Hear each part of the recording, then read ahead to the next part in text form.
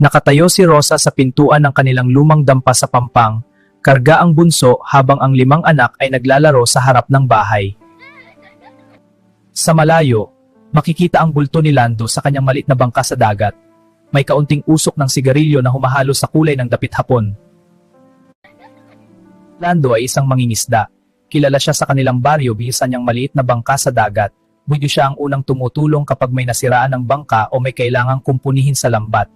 Ngunit may 2 bisyo si Lando na tila nagkakambal ng kanyang pagkatao, ang alak at sigarilyo. Para kay Lando, ang usok ng sigarilyo ang kanyang kasama habang naghihintay ng huli sa gitna ng dilim ng dagat. Subalit ang pampatanggal ng ginaw na ito ay madalas maging sanhi ng pagkaubos ng kanyang kakarampot na kita. Habang si Lando ay nasa dagat o kaya naman ay nagipakita, Rosa ay hindi nawawalan ng diskarte.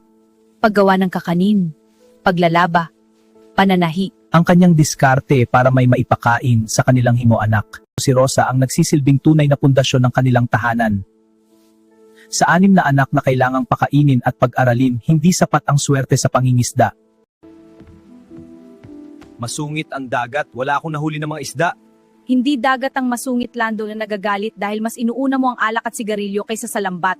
Kanina pa naghihintay ang mga bata, akala nila may dala kang ulam. Lugaw lang ang laman ng tiyan ng mga anak mo. Gusto mong makalimot?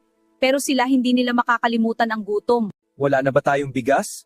Mayroon. Dahil naglaba ko kanina sa kabilang barangay kahit masama ang panahon, may pangkain tayo bukas, pero hanggang kailan, Lando? Hanggang kailan ako ang lalaban mag-isa? Patawad, Rosa, patawad. Huwag sa akin, Lando. Humingi ka ng tawad sa mga pangarap ng mga anak mo na unti-unti mo nang tinatabunan ng usok at alak. Sisikapin ko na magbago, Rosa. Sana nga, Lando, dahil kailangan ka namin. Halika na, Rosa, matulog na tayo. Oo, at maaga pa ako bukas magluluto. Lando, halika na, kumain ka na muna bago ka pumunta ng dagat. Mamaya magtitinda na din ako ng luto kong kakanin. At masayang kumain ng mag-asawa habang natutulog pa ang kanilang mga anak. Aalis na ako, Rosa. Mag-ingat ka, Lando.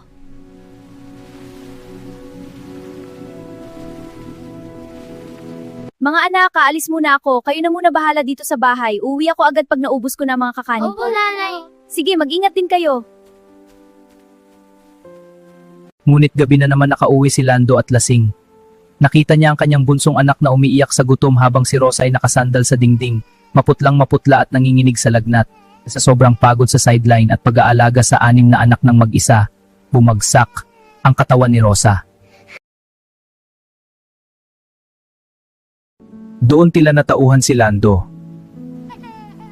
Ang magiinom na kilala ng marami ay biglang napahi sa sarili niya. Sa unang pagkakataon,